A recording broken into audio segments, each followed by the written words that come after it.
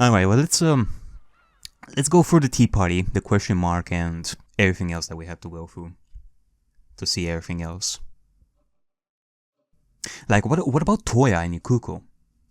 Like, Toya had that discussion with previous battler, and the struggle that he had. The sound of a piece falling down on a wooden board was heard before the Witch of Theater going picked it up, placing it back in the box. That was a splendid tale, don't you think, my Miko? As she spoke, the black cat that had been strolling in the room changed its form and became a girl without an expression. You seem to enjoy yourself. Of course I enjoy myself. Any tale that can challenge the reader to think is bringing me joy. Well, I can't expect most of the readers to put any thought into it, but for those who will, this tale was worth skimming through. Federin hummed to herself, placing back all the pieces she had removed prior to the game that had just ended. She was moving their armor a little bit, placing them in the different positions every time. After all, the next upcoming game was yet to be finished, so she couldn't know what the final setting would be. So, what did you think about that tale? I found some parts of it rather tasteless. I should have guessed you were the one behind it. Aurora. My, what are you talking about? The one who wrote this tale was you, wasn't it?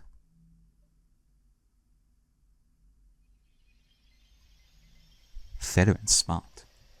Of course, out of all people, the one who figured it out was her. Only someone with a mind like yours would think of those things, and only someone with knowledge about the truth could write that. Yeah, I guess it makes sense.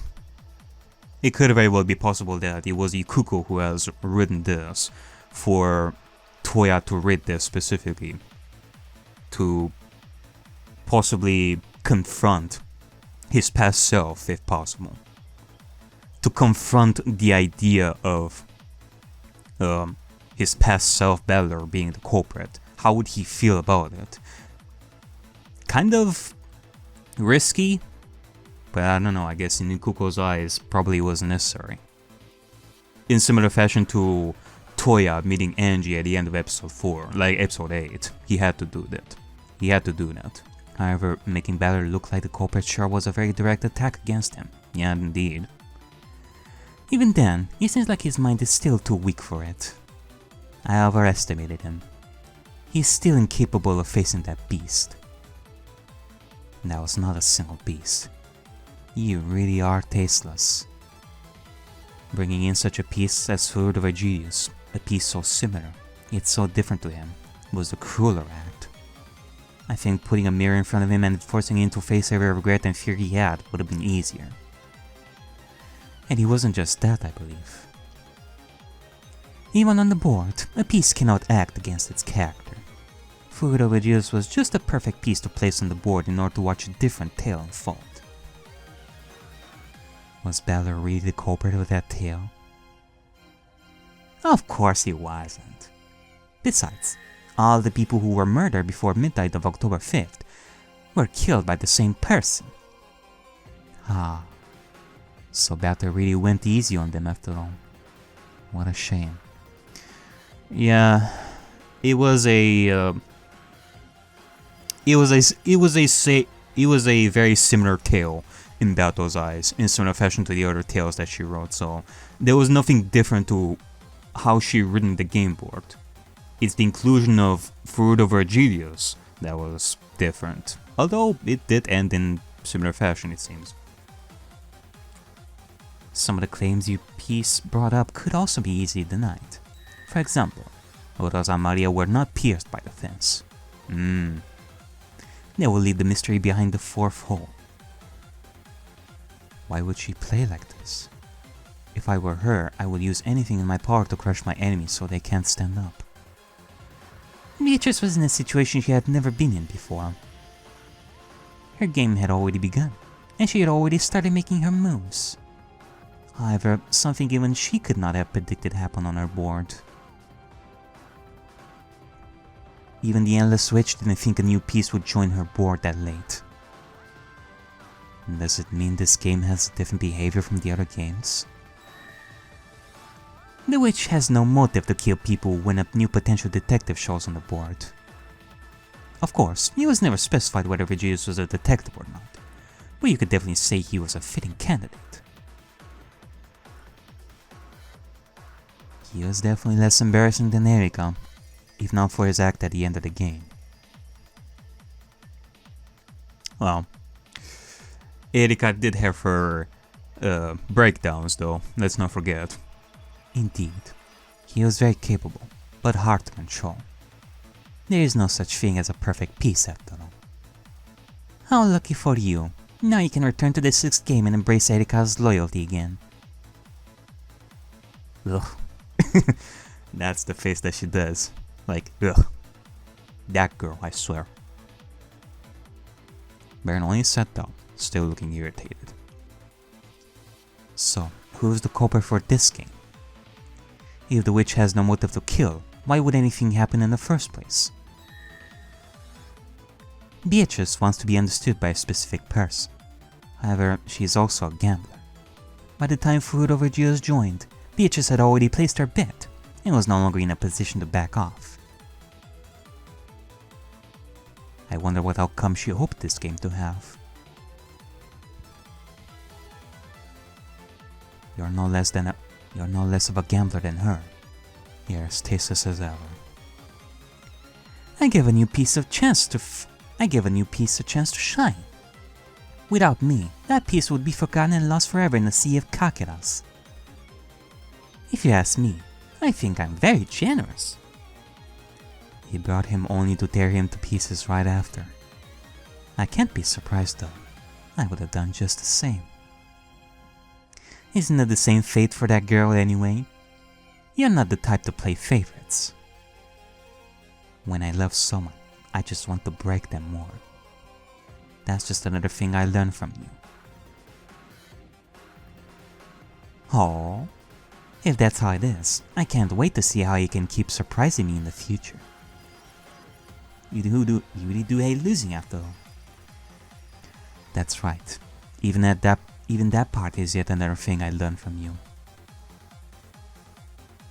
It's been thousands of years since I tasted the bitter taste of loss. I wonder if one day you will be the one who will make me remember how it feels, my Miko. Burns stood up again. We'll see about it. With his words, the witch disappeared, leaving no traces behind.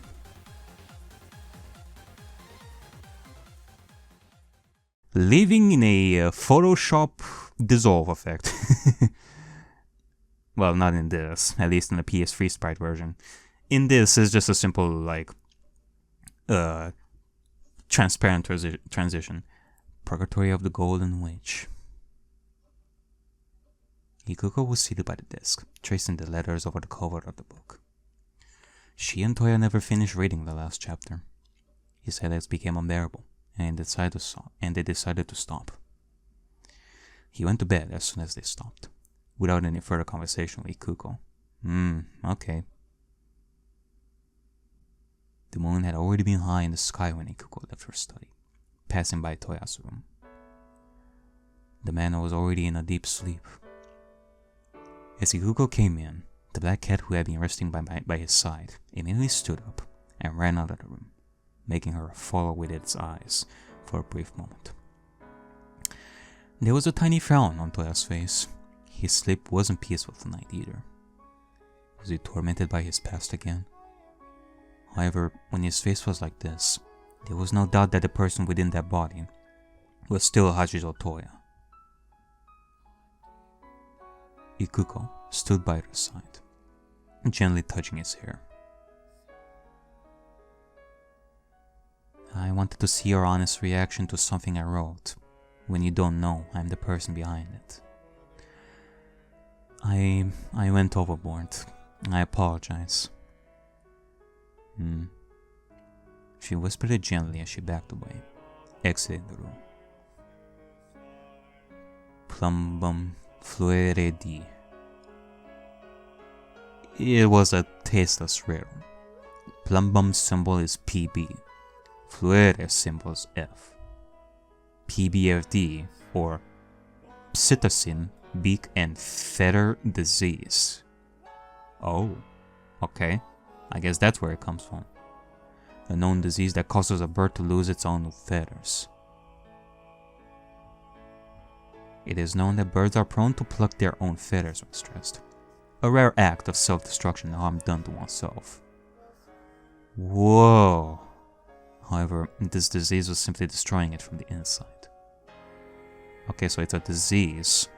So even if the bird is happy within the cage, it will slowly lose its feathers and eventually die. It was a tasteless name no one could figure it out. Perhaps only Toya could figure that out. After all, there was no need for anyone else to figure it out.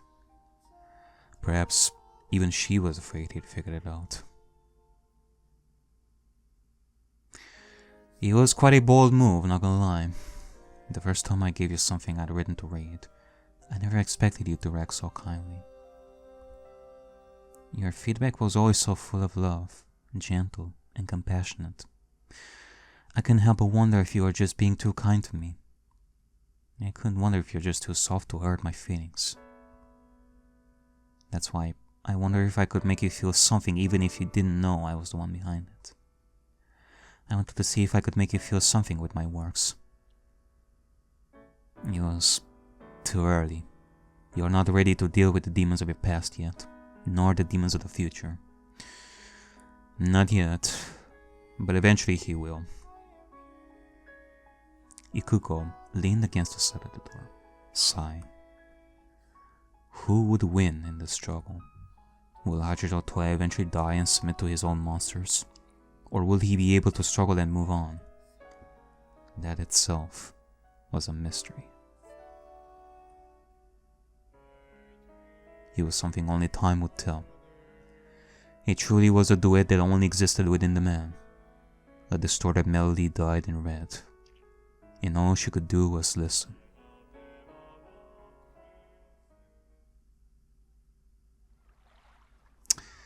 Alrighty then, well, I was wondering about the struggle that Toya had, and it was answered to me. Alright. Is there like anything else left though? Well, like, what are we gonna see in this though? This is a witch's tea party.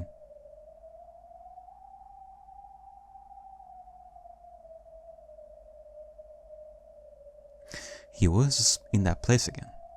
A dark, confusing place where one could only walk aimlessly, hoping to grab onto something. Will he be able to find something today? Or just wander without any purpose again? Oh, okay. Oh, okay. So we're not done yet. We're not done with yet with Toya's struggle. Toya only had these thoughts in his mind.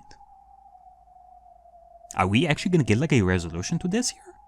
Like, will Toya be able to defeat the demon inside him when it comes to Beller being the culprit?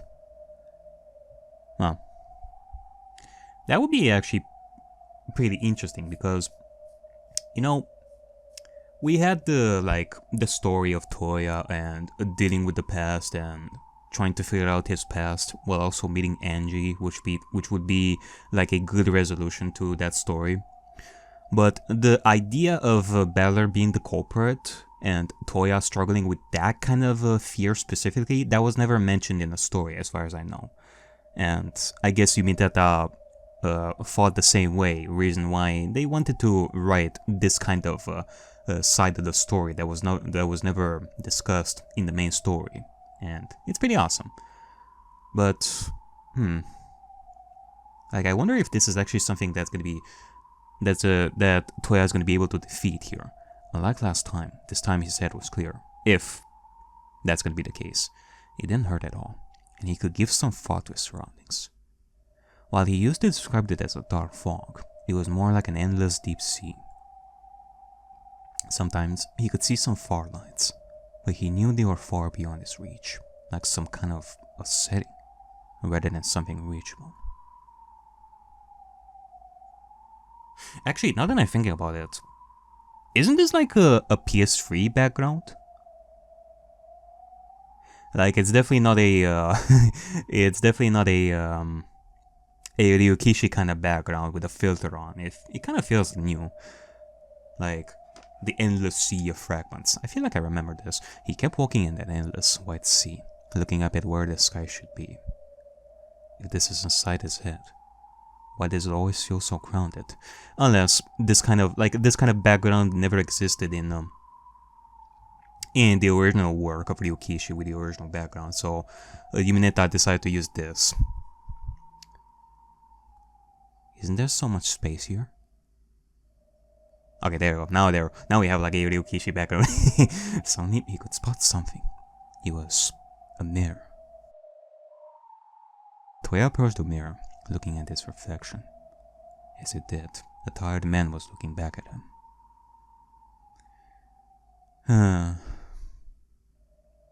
That was undoubtedly him. That was Hachijo Toya. However, in the mirror, he was also Ushiomiya Better. After all, just by looks, there was no real difference between them. It does make me think back on the main story. Like, I don't know if this was actually something explained. More than likely something that was said at the end. Maybe I'm forgetting it, but I get to think that the reason why he had white hair was because of all the stress that he had accumulated all those years of, like, writing the stories and such. Now, he still has, like, the original colored hair, but eventually his hair is gonna become white because of stress and all that. So in a way, when he was looking at the mirror, it was Ushiomiya Beller who was looking at him. For that reason, he grew to dislike mirrors. Yeah, looking at mirrors reminded him of his own body. A body that didn't originally belong to him. He hated it when it was Ushiomiya Beller who looked at him through the mirror. Because of that, he sometimes wished he could wake up and look completely different.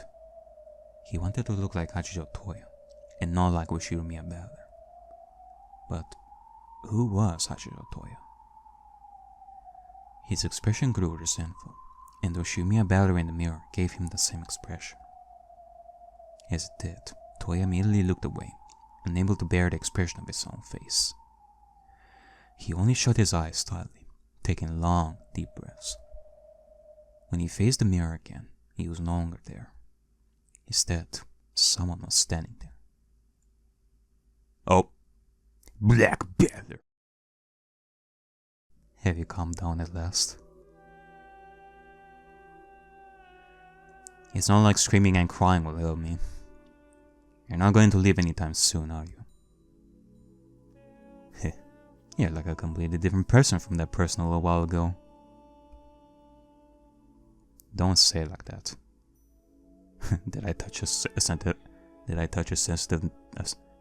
sensitive subject, Toya? Are you gonna cry? Why won't you cry?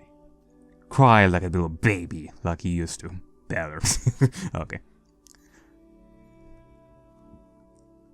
When Better was using his name, that name rang unfamiliar to him. It was the same name that Ikuko or any of the maids were using. It was different. You gave that mirror such a hateful look. Do you really hate them that much? They remind me of things I want to forget. Want to forget? I thought you were struggling to remember.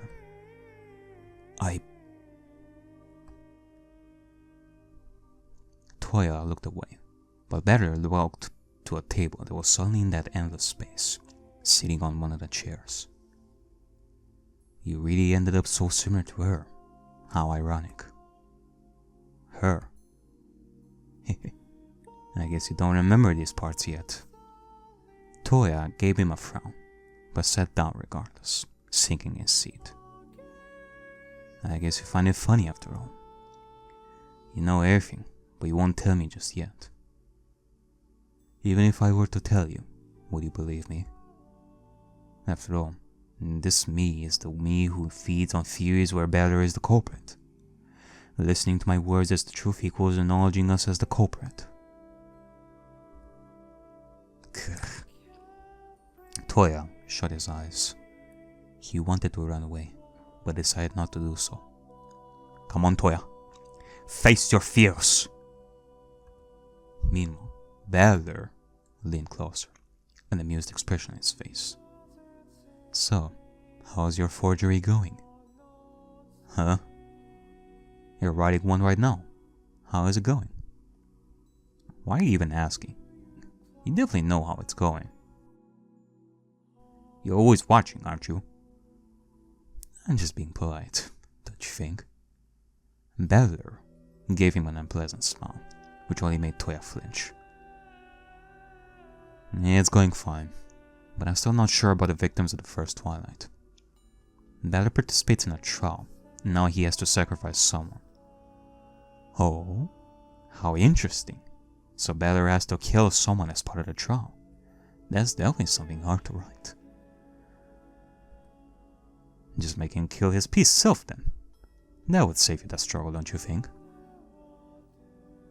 Kill his peace self? Toya looked at Balder with a rather surprised expression. Was he helping him write? Why would he even do it? Is it because, despite tormenting him, that man was still him, to some extent? That was definitely the easiest solution for this part. He couldn't make Balder kill anyone. It was too much for him to write. Even like that, he cannot stain Balder's hands with anyone's blood. So, what will you do after you finish this forgery? After? Well, what I always did. Ikuku and I will publish it and follow the discussion on it. Once I'm tormented by my pest again, typical Tuesday, I'll probably end up writing a new one. Angie is probably reading these, you know. Toya felt a strong, painful throb in his head. And she's having a pretty rough time. Everyone around here is sure her family is the culprit, and us as well. I would say that her very existence is making me stronger. After all, people are merciless. She must be missing her brother so much, and you're the only one who stops her from meeting with him. If I meet her, will he be the one to greet her? Toya gritted his teeth, his hands clutching into fists. Who knows? Maybe. Maybe after meeting her, I'll become strong enough to kill you. I won't let you. Oh? I will not be meeting with Angie, no matter what. Why's that? Because I don't want to die. And here I expected you to say something heroic such as, I don't want her to see how ugly her brother is inside.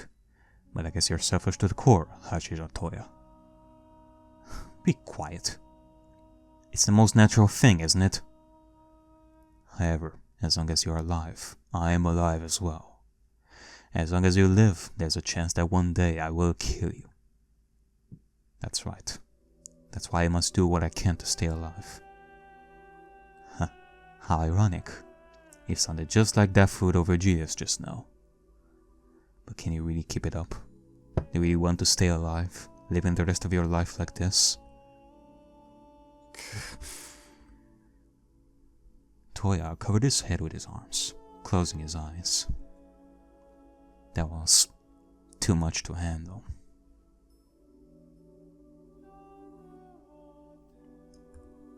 A war that will never end. No matter what he'll say, no matter what he'll think, the voice within him will twist it in the worst way possible. You monster. Not letting me meet Angie, leaving her like this. Toya raised his head again. This time, he wasn't Balder.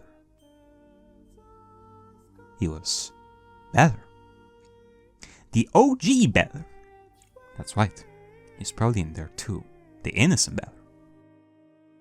Longing to reunite with his family. Longing to do everything Ajia Toya couldn't do. Hey, Balder.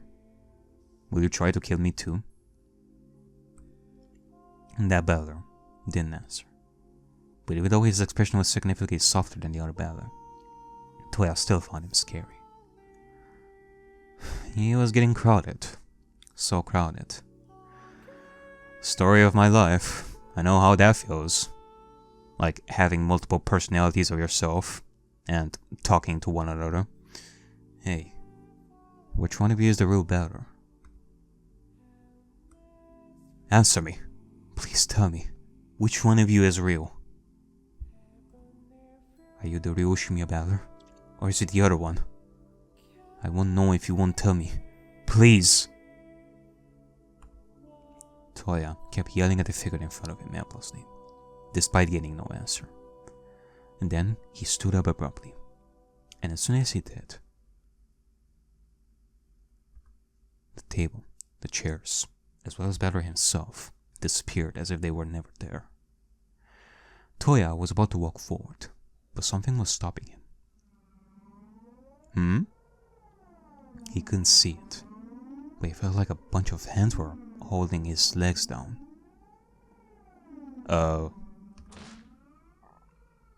Let go! Let go!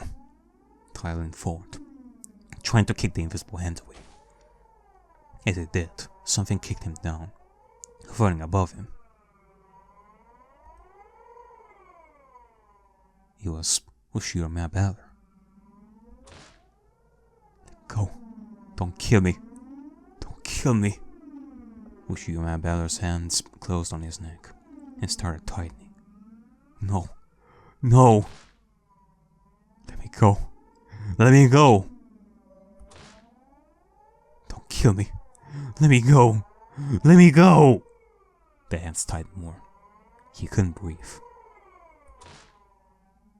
No. No. Ah. He felt his head aching. This time, it wasn't because of his usual pain, but because he hit his head on the floor as he fell off the bed. And the man abruptly sat up. His head was spinning a little bit, but he sighed in relief. There he was, in his bedroom, in Ikuko's house. With slow movements, he finally stood up. He walked warily to the drawer, where his medicines were. On the same drawer was a small mirror where he could see his reflection. And there he was. Hachijo Toya. That expression, that face, without a doubt, it was Hachijo Toya.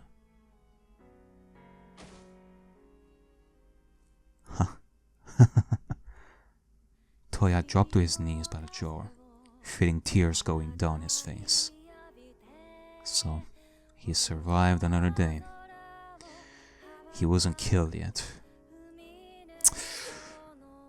Man, it hurts. Like, he probably thinks this like every single day he wakes up in the morning. Well, I mean, that's actually what we talked about earlier in the story tour, didn't we? Like, the fear of waking up that it wasn't gonna be Toya, but Battler. That he's gonna die. Even so, he couldn't stop crying. This time, it wasn't just his head, but his chest that ached as well. He didn't want any of it anymore. Sometimes, he couldn't help but think that perhaps dying and giving Battler back his body was the best choice. He was tired. He was so tired. Hang in there, buddy. Just a little bit. Just a little bit. But it was all useless. He couldn't help but struggle to live. He couldn't help being Hachijo Toya. Toya raised his head to meet his reflection again. Hello, me. Oh my god, I'm actually getting like goosebumps right over here again. He said his words to it, and replied just the same, which made him smile a little. This reflection was Hachijo Toya, and at this point, nothing could change. The only thing he could do, the only thing that could help, was to keep writing. He wasn't ready. It wasn't the time yet. But writing, perhaps with writing, Ushimiya Battler will rest in peace. Perhaps one day, they will both be at peace. Don't worry, I'll put you to rest.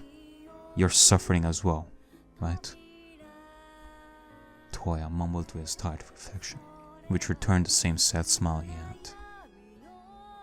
Toya slowly stood up, taking his medicines.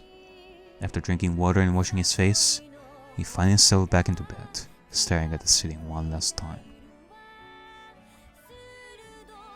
Good night, me. Tomorrow, I hope I can still be Hajiro Toya. With these thoughts, the man closed his eyes.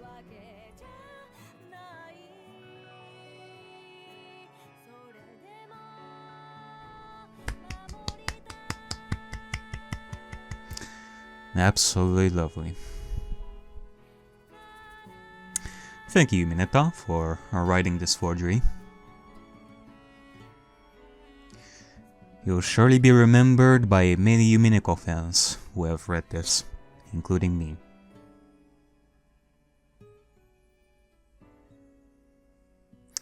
Visual novel engine made and used by James. Or unless that's the name of the engine. Hana, Badato, Nick, Moontourism, the ones who read this to test it. Sprite editing and graphics support by Chirit? Hold on, I think I remember that person. I've seen that name before. Story and mystery support, the Rufus Lawton. I think Chirit did some like Erika sprite edits at some point. Special thanks to Ori, Peony, and Hello.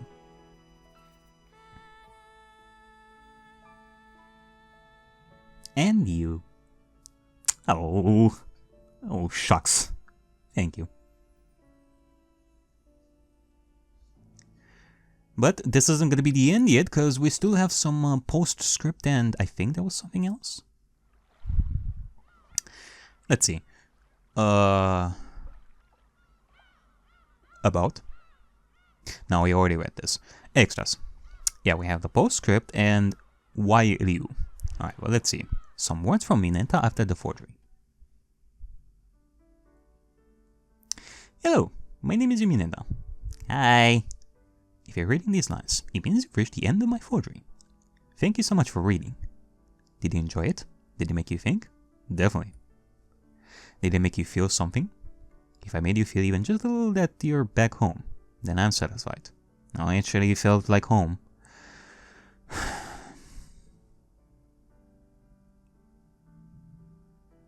Sure, they felt like the early days of Umineko, that's for sure. Back when I was wrapping my hair, like I was confused, I was definitely feeling some emotions, that's for sure, in the early episodes.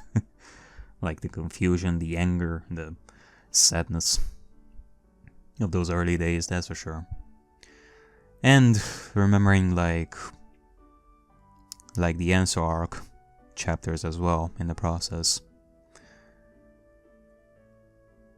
And it was another good chapter when it comes to remembering and thinking of Erika's character in the process too.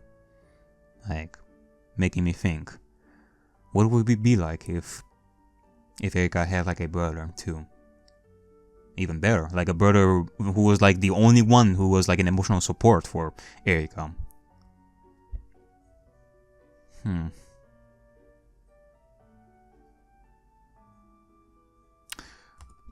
Umineko Nanako Koro ni has been a big part of my life for a very long time, since 2009, and had an insane impact on my life in many aspects. Creating such a big project like writing a full-on Forgery was a huge emotional roller coaster, and I enjoyed every moment of it. Man, since 2009, those are like early days of Umineko. I've only started reading, like, if you are here, like, watching this Uminetta, I started reading Umineko on a channel in, like, 2020. Like, I have, like, the entire series on the channel right now. Like, all 8 episodes. Some of the other stuff, like, theories, discussion videos that I've done, and I still have plenty more I want to do. Forgeries, like the side content, like Last Note. And still have plenty more that I want to go through. It is 2024 at the time of me doing this video. 4 years of Umineko, with me going through a lot of stuff in this series, and plenty more that I want to go through. And, well, I'm glad that this forgery that you wrote is a part of that history of mine. My history with Umineko. I'm glad that this is a part of it as well right now. In a way, I could say that this forgery is almost as like a love letter. It's a love letter for the masterpiece that's Umineko. It's a love letter for the masterpiece that's Umineko. A very long letter expressing how much I love this and how much it affected my life. It was very well written. It was very, like, not once that I think that it was something that, like, if you were trying to write in similar fashion to Ariakey, you did a very good job. Like, not once did I think that it goes against Umineko. Not once. No, or was it? Nah. Like, if there was, it's probably something nitpicky and such, but other than that, it was definitely Umineko, that's for sure.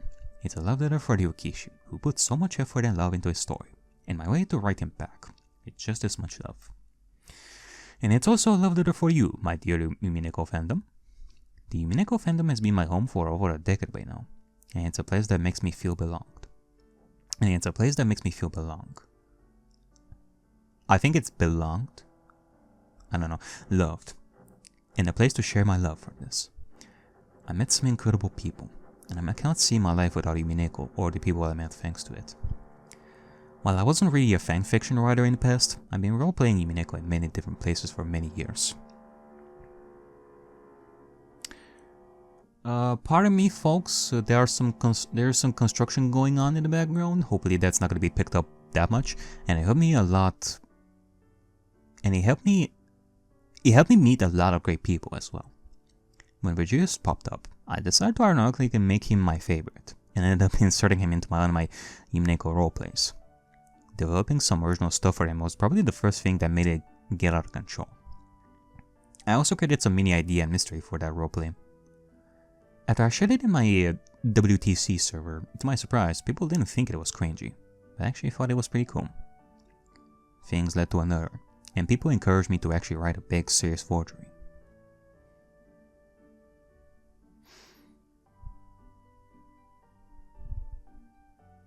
You know, you are writing about this, Uminetta, it does make me think of the many ideas that I have thought of in the past, that I still keep them in my mind, and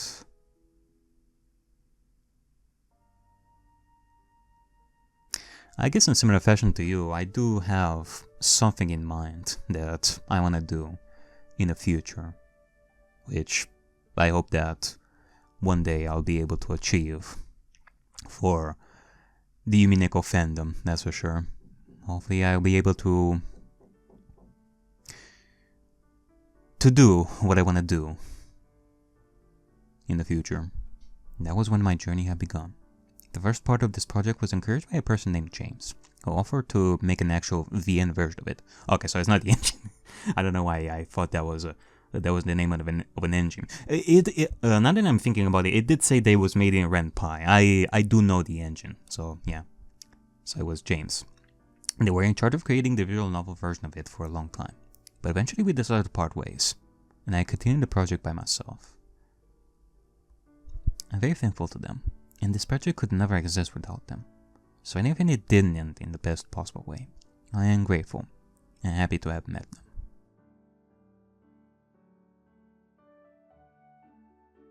I think the most important part for me while making the visual novel version was the music. While writing and drawing are my hobbies, music is something I practiced in a professional way for many years. That's cool, because I did notice like new songs, which, by the way, I wanna listen to these songs. Hopefully I'll be able to search them on YouTube maybe. Hopefully they're there. If not, like I'm gonna search for those. Maybe they are in the game folder. I get a feeling that I'm gonna be able to find them in the game folder. Now that I finally had the chance to use a medium such as visual novel, the background music was the strongest weapon I had for it. I wanted to keep the same feeling for the original novel I had by using older tracks, but at the same time I wanted to give it some fresh feeling. They were definitely Umineko, so you did a great job in that one. That's why I went through the extra albums of the composers, and simply added new tracks from the same original composer of Umineko. Oh, wait, hold on a second. I went through the extra albums of the composers, and simply added new tracks from the same original composer of Umineko. Okay, so some of those are some tracks that were never used as well. Choosing the tracks for the scenes was definitely a really fun part for me. However, I did want to put at least one track of mine here, like another piece of my soul. That's why the track here in the background is my composition. Oh. Huh. A piano piece. That's nice. So this is done by you. Someone suggested me to write the theme for Reduce My Soul, but I decided to let M. Zaki do the work for me. What, you don't like M. Zaki? You just had to put that in there. Another person I owe my love to is my friend Goni. When I was writing, she was the person whom I sent all of my drafts and ideas. And every time I needed someone to consult with, she was there to help me decide what to do. She was a crucial person in my creative process, and she was the main person who actively kept fueling my motivation to write. Sometimes it's enough to have one person who really makes it feel like it worth writing something, and Gani was that person for me. Even when things got tough for me, she was still supportive and encouraging the whole time. I can't put in words how thankful I am. You were with me the entire process of this forgery, from start to end. It couldn't have happened without you.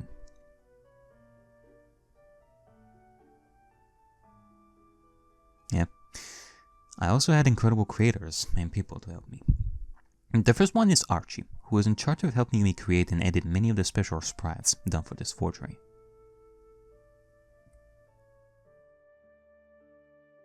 Who are you? He's extremely talented and has a very special knowledge about Ryukishi's art style and sprite edit, and his edits and pieces of advice improve the quality of the assets a lot. As he requested, there's an Une sprite in the background as I'm talking about him. This project kept growing even more, and ended up even getting an opening video.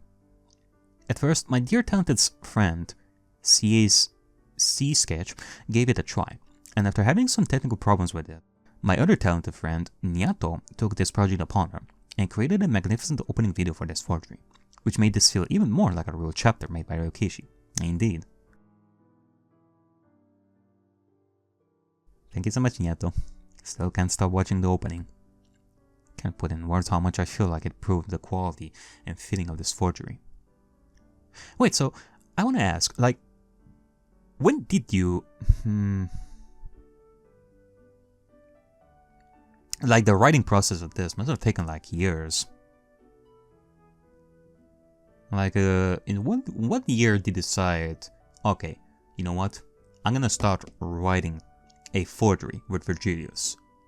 Like, in what year, and how long did it take you to finish this? You might have figured it out from this postscript. This one isn't edited, unlike the rest of the forgery. But English is not my first language, and I'm bound to make embarrassing mistakes. Don't worry. English is not my first language either. I do make plenty of mistakes.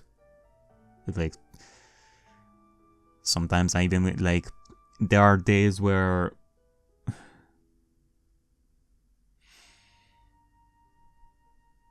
Yeah, see, even right now I cannot even think of new words to to say to this. That's where my incredible editors and beta readers came in. The first person who became my beta reader was Arch. They had the patience to go line by line, find mistakes, missing dots or typos, and put their entire heart and soul into it, just to help me. They are also an incredible writer herself, and writes a lot of fanfics for Umineko. Their writing style is beautiful. And if you want some more Umineko content now that Purgatory is over, you should totally read their fanfics. Wait, who? The first person who became my beta reader was Arch. Okay, so it's Arch. Wait, Archerit? The same person that did the sprites, I think, from what I read. put their entire heart and soul into it just to help me. They're also an incredible writer herself, and writes a lot of fanfics for Umineko. Okay. I also have various other readers who help me out. The first one, Nick, who joined a bit later when Purgatory was just a little before release. And they helped me rephrase some things at the beginning. After that, with the release of version 1.0, I had so many great people who notified me about typos or phrasing problems, and helped me polish this forgery after I was impatient with releasing it. I couldn't have done it without you all. You are incredible. Then, I had my close friend, Dor. He's the one who sat with me over the mystery and helped me construct it and create something that would keep the rules of the game board, and still be entertaining enough to explore through writing, with relevance to the things I wanted to touch and explore through my forgery. You already know I love you. You have no choice.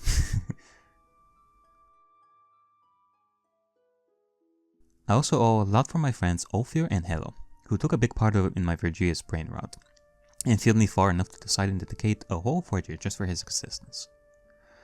Oh, Ophir is also my roleplay partner and probably the main reason I ended up so emotionally attached to Virgilius. So technically, it's all her fault. Love you. The first idea of the forgery was to make something out of the scraps Rikishi gave us about land. I even considered calling this forgery land at first, but I realized it would bind me too much to the things we already knew, so I decided to give it a unique name and make it something of my own.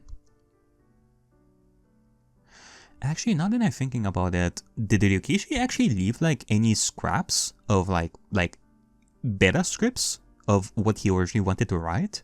Because we know that he wanted to write some, but then decided to change it. But are there like any like leftover scripts of what he wanted originally out there? Because I never read those. Honestly, is there? Well, I took some of the concepts from what we knew about land. I also took the freedom to do what I want. There were a lot of subjects that I felt that weren't explored for in Umineko, so I used this forgery to explore them a bit further. But really now, if I'll start analyzing my own forgery here, it would get embarrassing, don't you think? I left the solution more or less open, at least for the time being. I want people to enjoy theorizing and discussing it. Sooner or later, I will release my layout and plan files, especially to show people my process of writing, especially if my forgery will inspire people to give it a try themselves. So please, if you ever plan on writing a forgery and need someone to consult it, don't be afraid to come to ask me for an advice or help.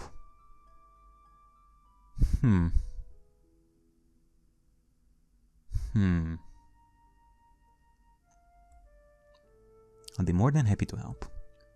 Last, I'll be super happy to hear your reactions to the forgery, or even your solutions. You can find me on my Twitter.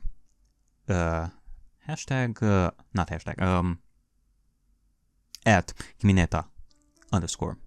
Or just use the tag #Umineko Purgatory, which I will check. But I also have Discord, even a Curious Cat, in case you want to send your opinion, and honestly. Oh my god, Curious Cat.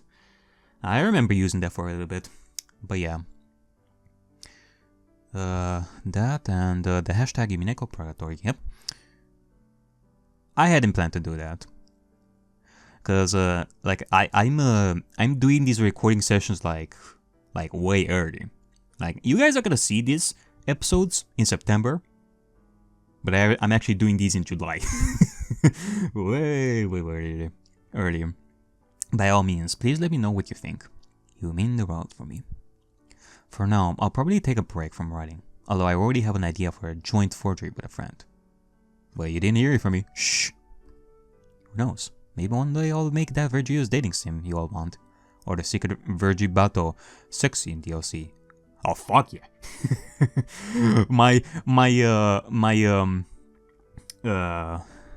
God, what was the name? Like, what I was talking about before, about, Virgilius, Bato and Beller having, like, a threesome may come true in the end. Hopefully. Except, like, something like that, yeah. Like, have an ending, like, just like that. Either we can have, like, Virgilius and, Beller have their, moment, like, at the end, while Bato is just, drinking her sorrows, together with Ranoe and, and and I guess Virgilia too. Again, I don't consider it like contradicting, I guess. Or anyway. Until then, we'll meet again when the seagulls cry. With love, Uminetta, 2021. Okay, so that's when they finished writing the forgery. Alright. Lovely. Alright. One last thing. Why Ryu? Did you wonder why I shortened Virgilius' name to Ryu? Here's the answer. I mean, there's the obvious answer that... Well, I guess there's the Japanese version, Virgiliu Su, and there's the Ryu part in it. Like, it's a shortened version of Virgilius, but I wonder if there's also like an extra reason for that. Maybe there's like a sentimental value to it. Let's see. Da-da-da-da. Furudo Virgilius. That's quite a long name, don't you think? The cocky big brother of the great detective Furudo Erika. Long live the awful Furudo siblings. You must have noticed that in my forgery I chose to shorten his name to Ryu. I bet you're wondering. How the hell did she reach Ryu as a way to shorten his name? Great question. I'm here to answer that. For starters, let's look at the Japanese name.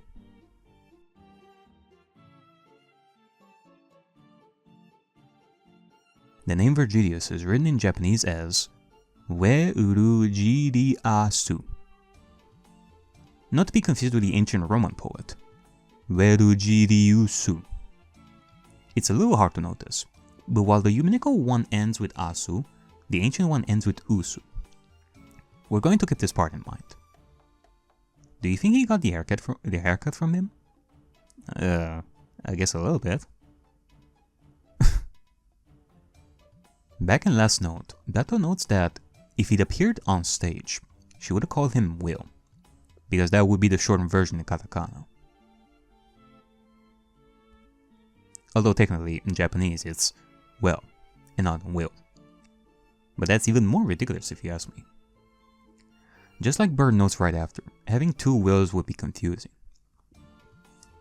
Yeah, that's when I started trying to understand how I'm going to shorten his name without it clashing with anything else. The first option was Will. That was ruled out right away for the obvious reasons. One Will is more than enough. The other option of course was Will, but well, that's kind of weird too. Like, your mother must have hated you if you were to be called Will after the freaking Will, like a water whale. Weru also fell a bit off for me, because then again, it's very similar to how Will's name is said in Japanese, Wiru. So that idea was scrapped away quite fast. So I was thinking, should I try to use the English name? What about Ver? Ver sounds kind of an affectionate kind of nickname, right? Hey there, Ver. Something like that. That would be a problem too. After all, we do have a character with a very similar name already, even if not in the current When They Cry. Mio Takano? Okay, I get the thing that that's a spoiler, so I'm just gonna skip through this. It's useless. It's all useless. There's no way I could use the beginning of Virgilius or Verujiriasu. Then I was thinking, wasn't Virgilia short to Leah using the name of her name? Maybe I should do the same for Virgilius. The problem is that in Japanese, he's using Liasu, just like Leah. I was stuck again. I couldn't shorten his name to Lias. That's like a lot of Virgilius. That's when I went back to the original Roman poet. Yes, if I'll use his name, that would be Lius. Since in Japanese, Li and A are the same, it could also be read as Ryus or Ryusu. In order to parallel it better for Virgilia and make it only two vowels, I removed the S and just took that Ryu and added a Y in to make it look a little better in writing. And there you have it! Ryu! Man, what a process. Honestly, I couldn't help but think that living with a name like Virgilius in Japan must be tough. So I could see him making a more Japanese-sounding name out of his name to make it easier for the people around him. But that's just me putting too much thought into it. Lol. So that's it. That's the logic behind Virgia's Ryufuru. Quite simple, isn't it? What? I could just use his name without overthinking about it? No way! Simply by the existence of the ancient Roman poet, this level of naming is possible for Uminetta. What do you think, everyone?